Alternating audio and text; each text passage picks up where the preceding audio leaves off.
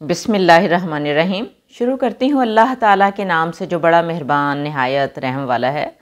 سورہ قاف، اردو ترجمہ۔ قاف، قسم ہے باعظمت قرآن کی، بلکہ انہیں تعجب ہوا کہ ان کے پاس ان میں سے ایک ڈرانے والا آیا تو کافروں نے کہا یہ تو عجیب بات ہے، کیا جب ہم مر جائیں گے اور مٹی ہو جائیں گے؟ یہ لوٹنا بعید ہے۔ ہم جانتے ہیں کہ جو کچھ زمین ان میں سے کم کرتی ہے اور ہمارے پاس محفوظ کتاب ہے، بلکہ انہوں نے حق کو جھٹلایا جب وہ ان کے پاس آیا، بس وہ الجھن میں پڑے ہوئے ہیں۔ کیا انہوں نے اپنے اوپر آسمان کی طرف نہیں دیکھا کہ ہم نے اسے کیسے بنایا اور سجایا اور اس میں کوئی شگاف نہیں، اور زمین کو ہم نے پھیلایا اور اس میں پہاڑ ڈالے اور اس میں ہر خوبصورت قسم کی چیزیں اگائیں، دکھانے اور نصیحت کے لیے ہر رجوع کرنے والے بندے کے لیے۔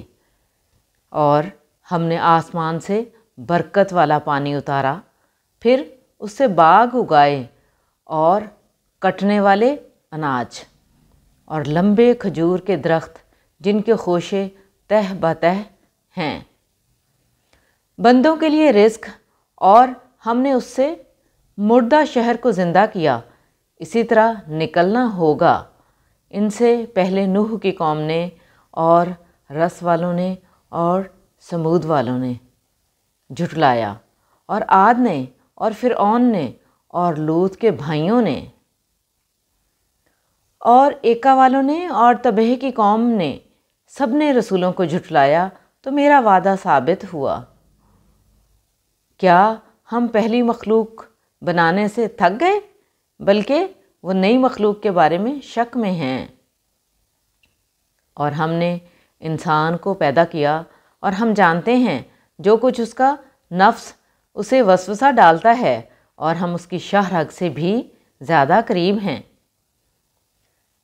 جب دو لکھنے والے دائیں اور بائیں بیٹھ کر لکھتے ہیں، وہ کوئی بات نہیں بولتا مگر اس کے پاس نگہبان تیار ہے، اور موت کی بے ہوشی حق کے ساتھ آئے گی، یہی ہے وہ جس سے تو بھاگتا تھا۔ اور سور پھونکا جائے گا، یہ وعید کا دن ہے، اور ہر شخص آئے گا، اس کے ساتھ ایک ہانکنے والا اور ایک گواہی دینے والا ہوگا۔ تو بے شک تو اس سے غفلت میں تھا، تو ہم نے تجھ سے تیرا پردہ ہٹا دیا، بس آج تیری نظر تیز ہے۔ اور اس کا ساتھی کہے گا یہ ہے جو میرے پاس حاضر ہے۔ اللہ فرمائے گا ڈال دو دوزخ میں ہر ناشکرے سرکش کو، بھلائی سے روکنے والا، حد سے گزرنے والا، شک کرنے والا، جس نے اللہ کے ساتھ دوسرا معبود بنایا، بس تم دونوں ایک سخت عذاب میں ڈال دو۔ اس کا ساتھی کہے گا اے ہمارے رب، میں نے اسے سرکش نہیں بنایا، لیکن وہ خود دور کی گمراہی میں تھا۔ اللہ فرمائے گا میرے سامنے جھگڑا نہ کرو، میں نے تمہیں پہلے ہی وعید بھیج دی تھی۔